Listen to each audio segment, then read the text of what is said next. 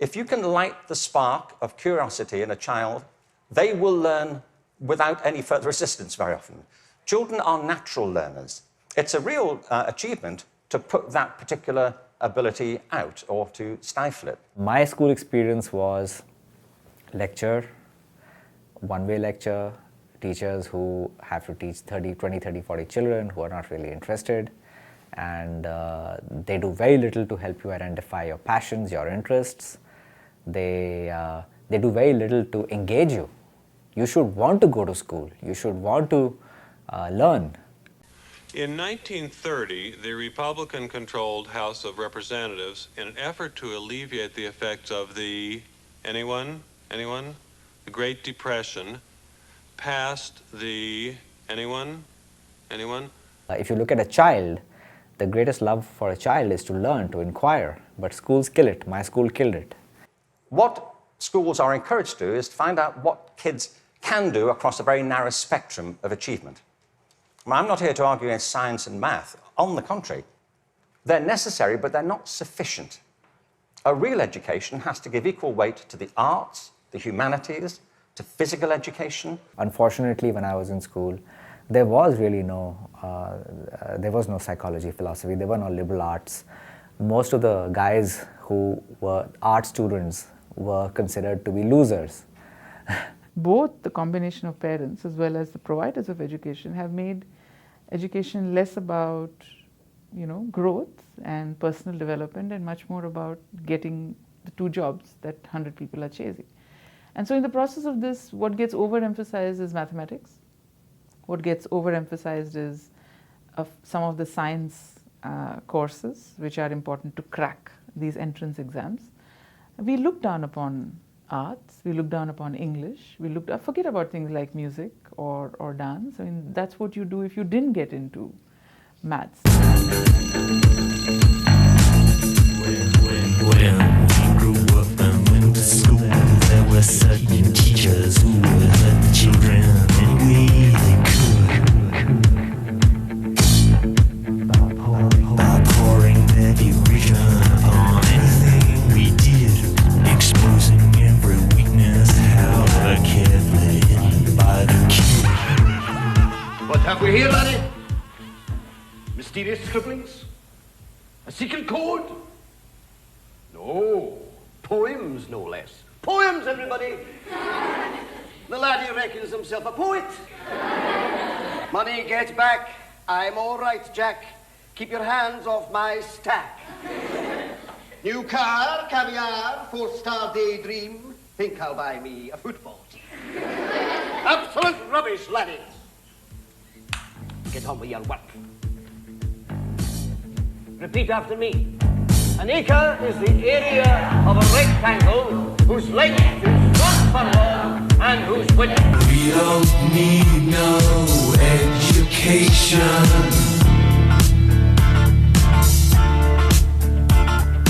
We don't need no thought control. I see that many kids are still lost. They really don't know what they want to do in life.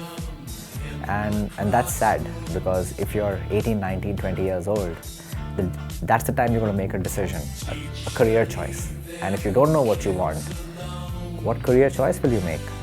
So that's a serious issue. The second serious issue is that kids that age don't really have highly developed soft skills. I'm not sure that these kids learn how to handle conflict. I'm not sure if these kids are constantly pushed beyond their comfort zone when it comes to innovation and creativity. I'm not sure if these kids are great at building consensus, because they're learning in classrooms through a one-way instructive process. So there is no mechanism to teach them all these higher order soft skills that they need to make a serious impact in their career. In 10 years, you won't have an airline check-in clerk. It's equally unlikely that you're going to have a tour operator who is, all this will be controlled by technology. So we're talking of millions and millions of jobs lost. And guess who's going to get these jobs? Who's going to get great jobs in the future? People who have highly developed higher order skills, who are highly creative, who are highly innovative, who are great critical thinkers, who are great problem solvers, who are great active listeners, who are adaptable, who are great at using technology, who are great at learning. So our education system is based on being smart, having a great memory. It is not necessarily geared towards questioning, towards being willing to be wrong. Our education system makes it about always being right. This new world requires you to be willing to punt yourself. Actually, the college graduate of today and even a student who works or studies in a traditional model will be in for several root shocks. The root shocks are going to be, the first root shock is going to be that the SAT, as we know it, is being modified. From 2017 onwards, the SAT will look completely different. The SAT will evaluate your skills at finding patterns. The SAT will evaluate your problem-solving skills. So essentially, the SAT is moving from lower order to higher order thinking. So the student of today will have serious trouble getting into the best colleges in the world because that's not how they're learning in school. Certainly, the child of today will have significant trouble getting jobs because most of the education is based on memorization, on knowing things, but knowing things are not good enough. So there is a serious situation, and not too many people are addressing it.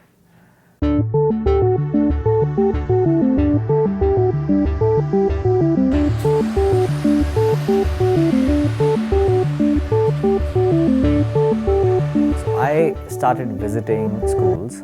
I found that most schools that I visited were traditional schools, certainly in India, lesser so elsewhere in the world. But during this school visit journey of mine, I stumbled upon some very interesting, some highly innovative schools. I found one, and then through that school I found others, and I realized that there is this breed of schools. They're known as 21st century schools. They're all over the world. About 5 years ago, maybe they were less than 1% of the total number of schools. I'm talking about United States and Europe, but today that percentage has risen to 5%. So roughly 5% of all schools in United States and Europe are under the broad category of innovative 21st century schools. In 2009, the school was the 5th worst school in the country. I mean, we're talking the 5th worst out of 28,000 schools. It was 5 from the bottom. In 11-12, we were in the top 2% of performing schools in the country, and that includes private schools as well.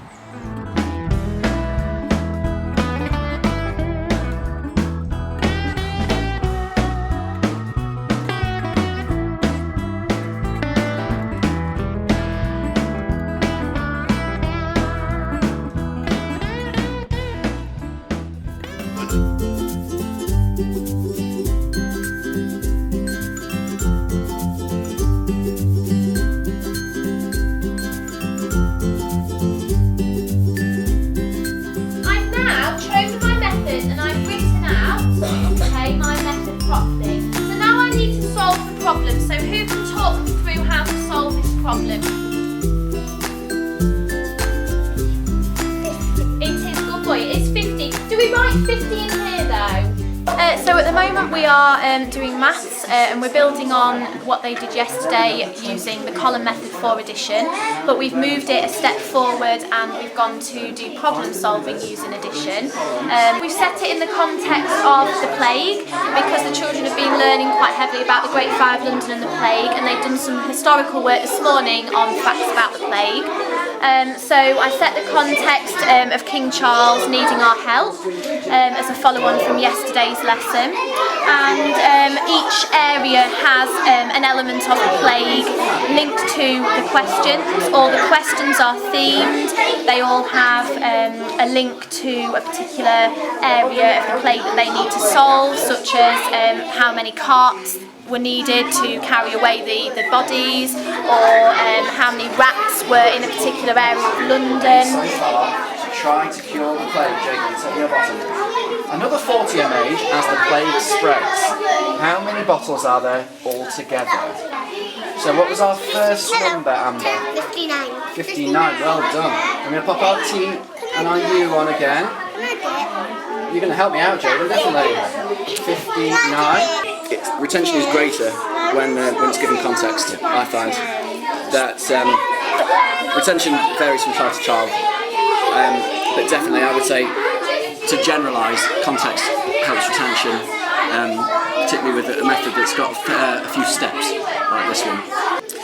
The essential question, that would be used across a range of subject areas, and we try and link it very closely to our project in all the subject areas that we do.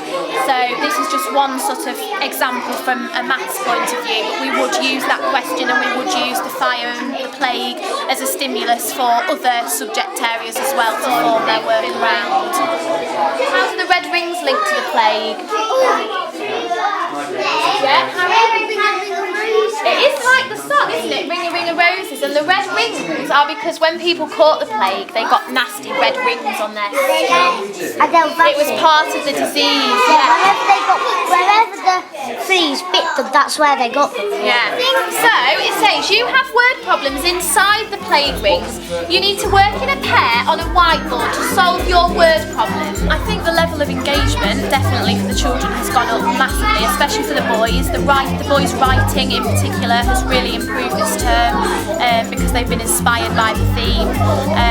They've been doing a lot more shared learning at home with their parents as well. That's been improved this term. They've wanted to research, they've wanted to find out. They've had lots of personal questions that they wanted answered, so they've been very curious and done a lot of independent research.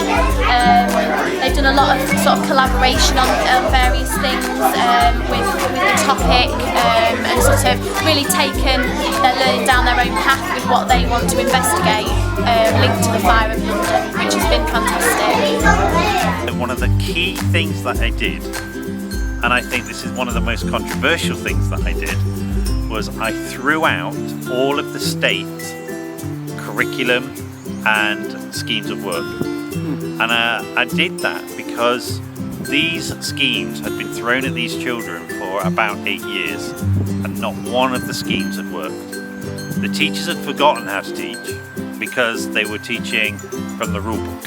You know, these are the things I've got to do, this is what I've got to cover, I will tick these off, and it wasn't working. When I first came here, I'd been doing research on something called Immersive Learning, where we were starting with the child's needs and starting with the child as an individual, and taking that from the point, actually, let's not start with the national curriculum, let's start with the child, work from the child towards the national curriculum. And we did that for about a year here before we stumbled across project-based learning and realised the principles of project-based learning was exactly what we're trying to do.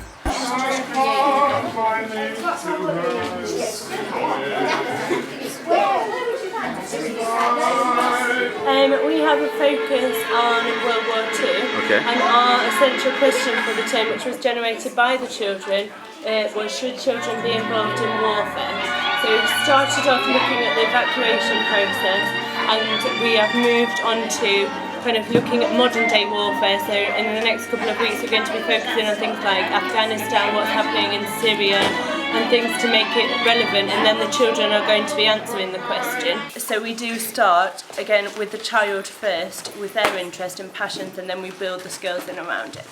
So when we're doing our normal lesson plans, we will look at what genres would fit nicely with the topic that we were doing. So diary entries, for example, in English would fit really nicely. With me up and dressed, I headed off for work, but I realised I left my rucksack in the house. So I run to get it, and I'm going to write when the screaming air raid sirens went off. In math, we relate that as well, like you've just seen. We kind of try and relate it as much as possible to a real life context. So in a few weeks we are going to be building our own gas masks, and we're going to build an Anderson shelter with the children's parents. And they're all going to come in, share lunch with us and do World War II themed activities. So the children have designed their own Dig for Victory garden as well, and they had to calculate the area and perimeter of the shapes to make sure that the measurements that they use when we go and design and plan out our garden will be accurate. The same with angles as well. We're going to recreate as if a bomb had gone off, so they're going to position the wood in places, measure how that's going to go, and we try and link it as much as possible to make it real, so they've got a real outcome. Why would you want to learn math this way? Because it gives it more of an excitement. Because instead of just like doing it in our like books, like quite a lot of schools do, we do things differently. Like we like to change things up in our learning. I've got a challenge. I want you to make yourself into a right angle. Go. Make yourself a right angle. And to make sure that you know what a right angle is, I would like you to show me a right angle around our class.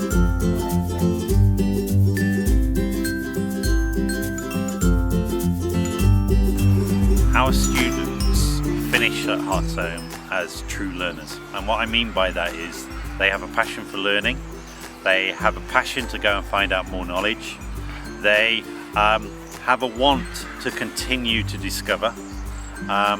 We're not making them do that, we're not feeding them.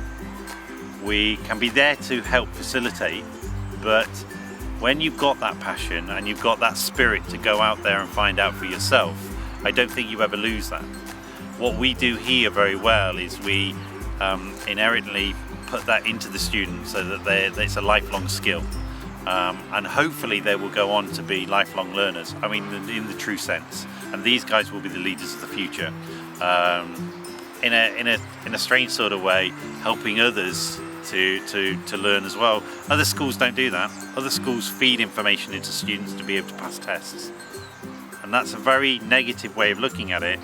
But actually, that's what the education system's become.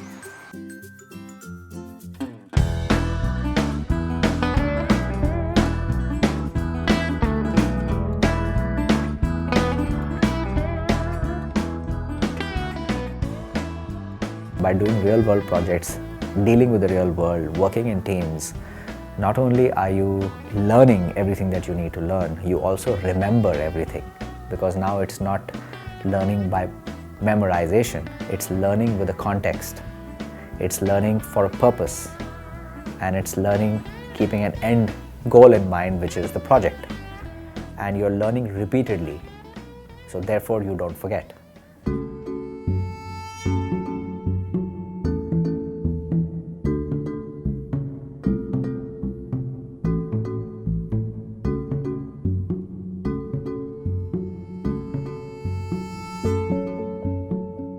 The philosophy of High Tech High is founded largely on the idea of kids making, doing, building, shaping, and inventing stuff. The engineers that I know, the architects I know, the artists I know, the great educators that I know, the entrepreneurs that I know, are all sort of perplexed and curious about how they can do it better the next time.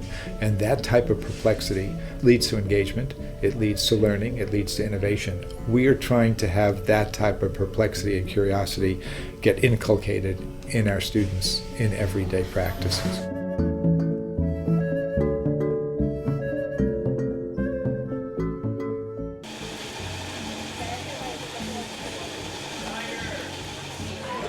Oh, I don't think it's that the glue worked. I think I know what's wrong.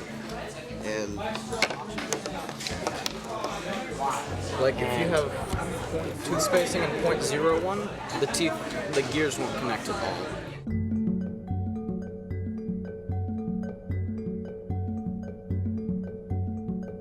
We didn't know that it was all going to work until maybe 4 weeks before exhibition, Yeah. 3 weeks. I mean, we knew that pieces of it were working, and even those pieces were impressive.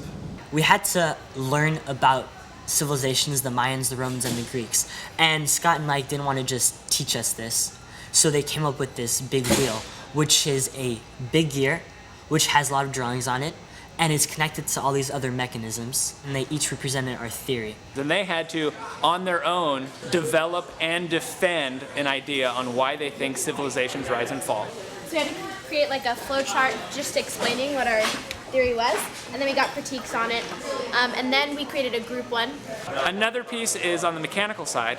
They need to take what's already an abstract concept with their theory, and they have to take that and actually physically manifest it. They have some very preliminary metrics they need to use. They know that there's going to be a big wheel turning at a certain RPM. They know how many teeth that is, so they have basically a box to work within, some bounds to work within, and they have to make everything. Yeah, I can get one.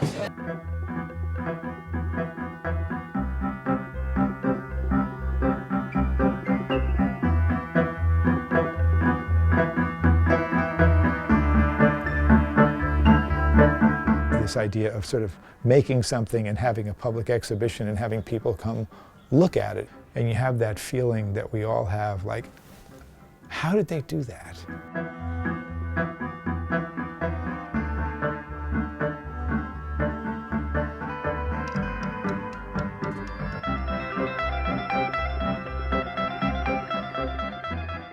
When kids have that feeling, it's transformative for them. I made this, and everyone's coming to look at it.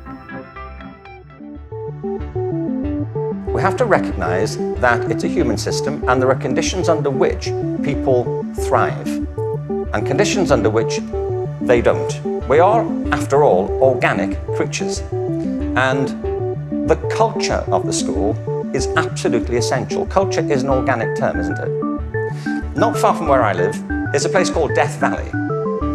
Death Valley is the hottest, driest place in America, and nothing grows there. Nothing grows there because it doesn't rain, hence Death Valley. In the winter of 2004, it rained in Death Valley. 7 inches of rain fell over a very short period. And in the spring of 2005, there was a phenomenon. The whole floor of Death Valley was carpeted in flowers for a while. What it proved is this, that Death Valley isn't dead. It's dormant. Right beneath the surface are these seeds of possibility, waiting for the right conditions to come about. And with organic systems, if the conditions are right, life is inevitable. So Vega is a culmination of the good work that these incredible schools have done from around the world. We have a Global Schools Alliance in place that comprises of highly progressive 21st century schools, schools like High Tech High in San Diego, schools like Matthew Moss in United Kingdom, Hearts Home, which is an incredible elementary school in United Kingdom, a school in Australia. We are talking to a couple of schools in China and Canada about joining this alliance. The idea is that real world education is about knowing the world, and knowing the world is real education. In future, people are going to be working across several continents. Where you work is going to be irrelevant. So the better you understand different cultures, the more relationships you build across several countries and continents are going to be a significant advantage and give you an edge in the real world outside. I'm excited to be here working with the Vega schools, a new concept in teaching and learning like no other that I've seen around the world. Vega is really grounded in 21st century learning concepts that embody problem-based learning, critical thinking skills, students working as part of teams, an interdisciplinary approach, and a learning space that really replicates workspaces that they will encounter as they graduate from school and go into their careers. So when you think about all that is embodied in the Vega program, it is really a unique learning experience that really every child should have.